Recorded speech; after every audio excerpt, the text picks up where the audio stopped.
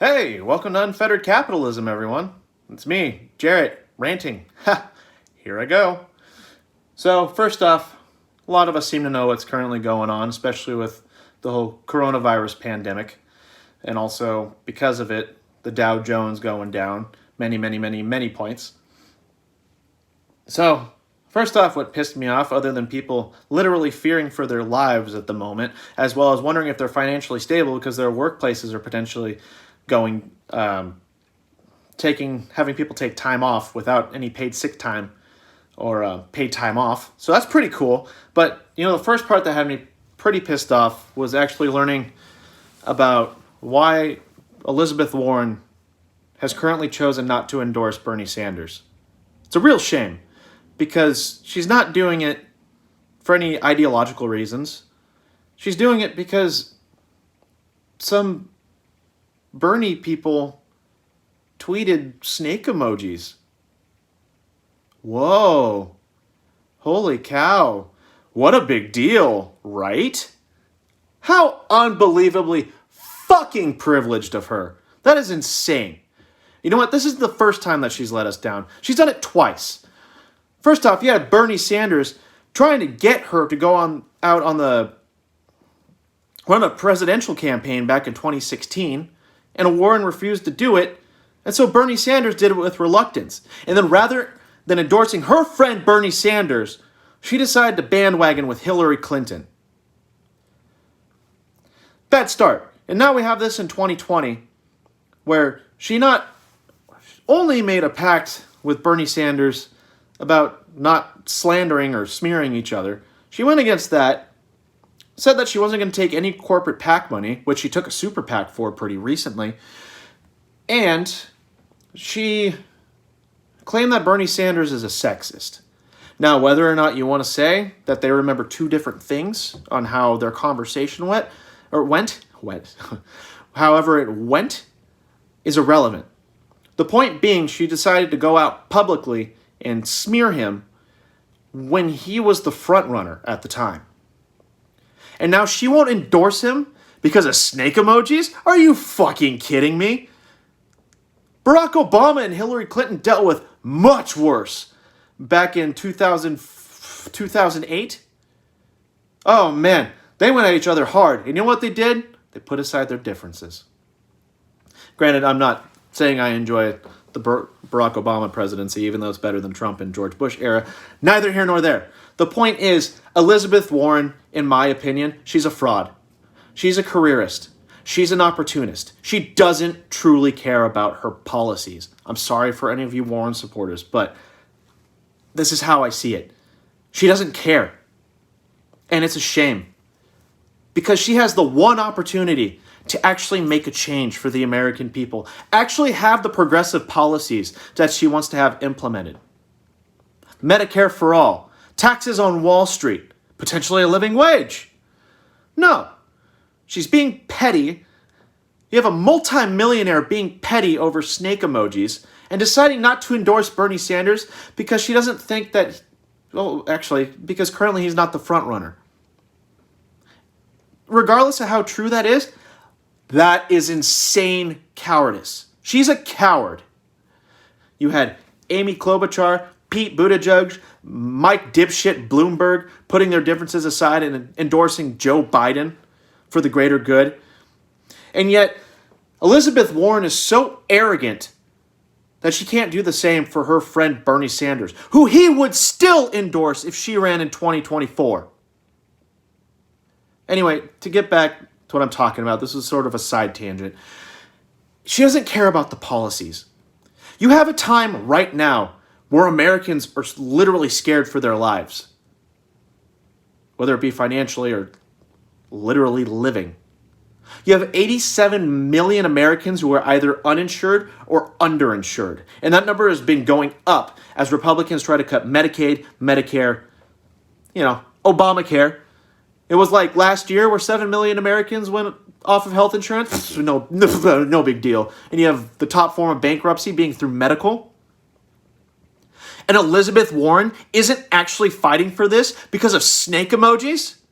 Motherfucker, there's bigger things going on in the world. And then this is why millennials and Zoomers are pissed. It's a real shame. God, man, some of this could have been prevented with Medicare for all. Whether or not you agree with it, fine, but at least people are covered. They don't have to worry about getting coronavirus, trying to get tested, which is expensive, and then trying to recover for it, which is just as more expensive, with health insurance companies that are potentially not willing to cover it for them. If even then they still have to pay their deductible. Got to get rid of deductibles, premiums, co-pays, all that stuff. Yeah, taxes would go up a little bit, but you'd be saving more. Sorry, I went on another political rant. The point being is you have a bunch of people in political offices, even now going for the presidency, that don't give a damn about us. And then suddenly they don't understand why we're angry, especially when they keep telling us, fall in line. And Elizabeth Warren's proof of that. I mean, right now we have a president who is constitutionally unqualified to sit in the seat of the presidency. And all that he can do is go up there and say, like, everything's going to be fine. You know, at least it's going to get a little bit warmer. And when it gets warmer, sometimes the viruses, they'll die off a little bit more. It's unbelievable. Science. But right now I'm going to put Mike Pence in charge. Yeah, because that's a genius idea. Let's put Vice President Mike Pence, ultra bigoted guy who doesn't believe in science for the most part. I'm being hyperbolic, by the way, but that's to the same point. What's going to happen when Americans are going to hit another recession? It's inevitably going to happen. It's going to happen. Be prepared. Are we going to have another Wall Street bailout? Or are they going to help the people? Or is something else going to happen? Actually, I guarantee that they're not going to help the people. But I would like that to change. Then we have the one guy who is on the presidential campaign right now, fighting for the people, fighting for Medicare for all, fighting for us. The one person who's willing to listen to us and what we have to say, whether we're young or old.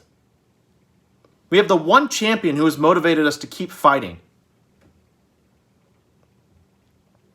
And yet everyone else in Congress, in the Senate, other than other progressives, just don't seem to care. This is an uphill battle, everyone. This is really sad. And it's hard. And as much as I'm complaining right now and acting like things are completely hopeless, you know, the whole thing I want to get behind with this is we continue fighting for a better America. We have to. I mean, you can look at me right now and say, like, hey, man, you're just a little too angry. You need to calm down. You're being reactionary. Fine. I'll take the criticism as it needs to be, but that doesn't change the overall point. Suddenly, unfettered capitalism isn't looking too good. Now, I'm not a socialist like Venezuela's socialist, any of that stuff. But suddenly it looks pretty good when you have the richest government in the world. You have the richest country in the world. A country that can actually help us out. Help the American people. The people they represent. And not much is being done about it. People are in panic. And the thing about it is, there are things to be worried about, but panicking doesn't make things better. And we don't want to panic. Trust me, we don't want to panic. I don't want to have to worry about going to work, coming back home, and suddenly my mom's sick. Or anyone else around me for that matter. Look, man, and women, the single man and multiple women. Look, this is why I got involved in politics currently. And every time I get more involved in politics, I seem to be going a little bit more left. Libertarian left, just to clarify for anyone who cares. It's an important time right now. We need to keep ourselves educated, and we need to be prepared. I do all this research, and I'm barely prepared myself. I don't know, this is more of a political rant, but thanks for listening. If you have any comments, concerns, please talk to me. I'm willing to hear them. I know I'm not right about everything. As much as I wish I could be, I'm not. So in the meantime, stay strong, everyone. Let's continue fighting. Take care.